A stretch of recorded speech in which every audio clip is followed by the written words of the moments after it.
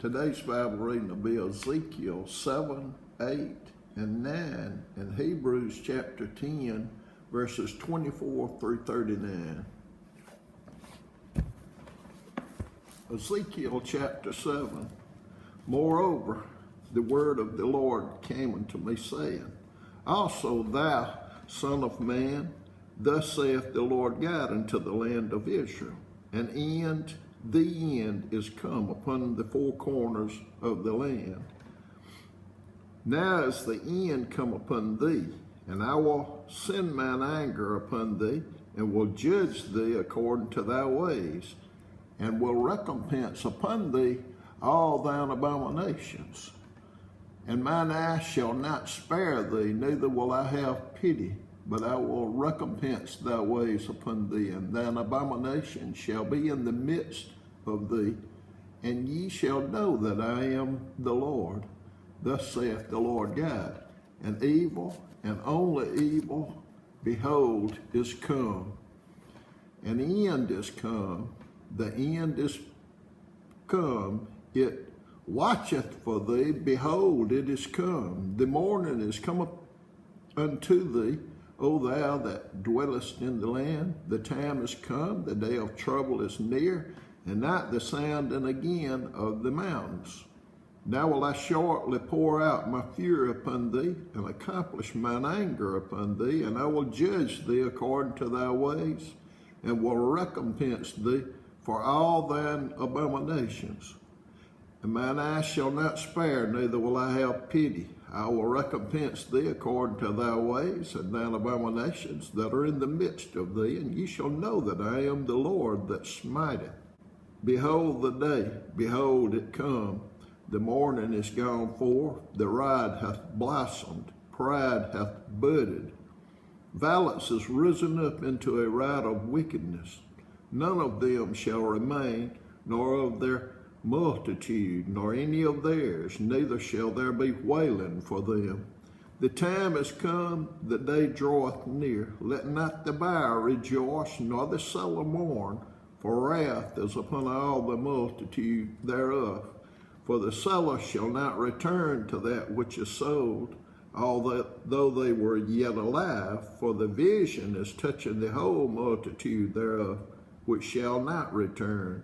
Neither shall any strengthen himself in the iniquity of his life.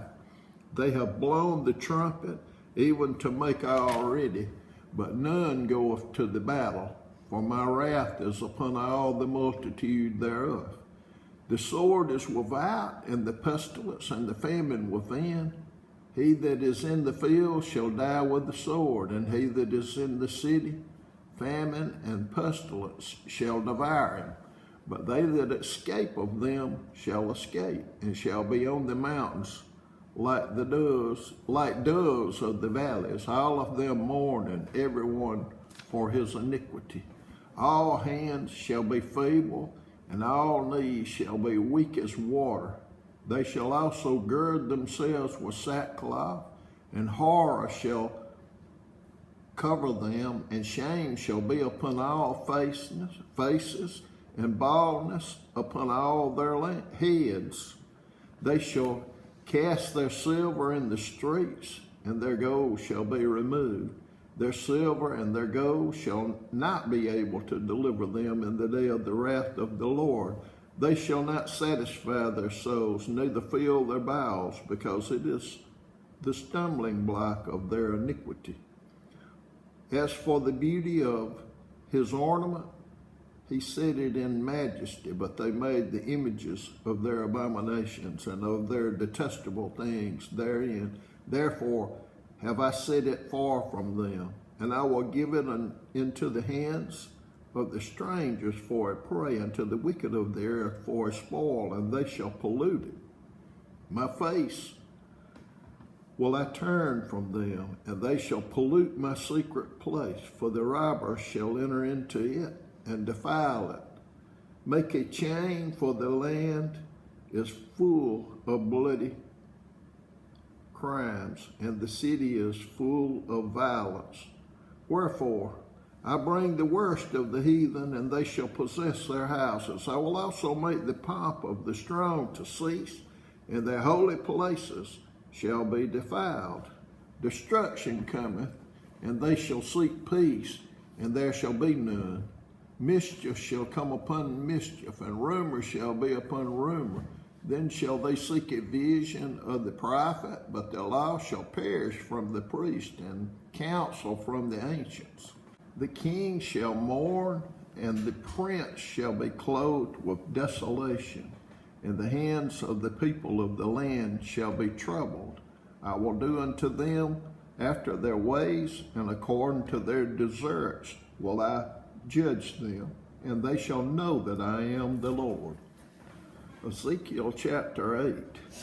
And it came to pass in the 6th year, in the 6th month, in the 5th day of the month, as I sat in mine house, and the elders of Judah sat before me, that the hand of the Lord fell there upon me. Then I beheld, and lo, a likeness as the appearance of fire, from the appearance of his loins even downward, fire, and from his loins even upward, as the appearance of brightness, as the color of amber. And he put forth the form of an hand, and took me by a like of mine head, and the Spirit lifted me up between the earth and the heaven, and brought me in the visions of God to Jerusalem, to the door of the inner gate, that looketh toward the north, where was the seat of the image of jealousy, which provoketh to jealousy. And behold, the glory of the God of Israel was there, according to the vision that I saw in the plain. Then said he unto me, Son of man, lift up thine eyes now the way toward the north. So I lifted up mine eyes the way toward the north. And behold, northward at the gate of the altar, this image of jealousy in the entry. He said furthermore unto me, Son of man, seest thou what they do, even the great abominations that the house of Israel committeth here, that I should go far off from my sanctuary? But turn thee yet again, and thou shalt see greater abominations. And he brought me to the door of the court, and when I looked, behold, a hole in the wall. Then said he unto me, Son of man, dig now in the wall. And when I had digged in the wall, behold, a door. And he said unto me, Go in, and behold the wicked abominations that they do here. So I went in and saw, and behold, every form of creeping things, and abominable beast, and all the idols of the house of Israel portrayed upon the wall round about. And there stood before them 70 men of the ancients of the house of Israel, and in the midst of them stood Jaazaniah, the son of Shaphan, with every man his censer in his hand, and a thick cloud of incense went up. Then said he unto me, Son of man, hast thou seen what the ancients of the house of Israel do in the dark, every man in the chambers of his imagery? For they say, The Lord seeth us not, the Lord hath forsaken the earth.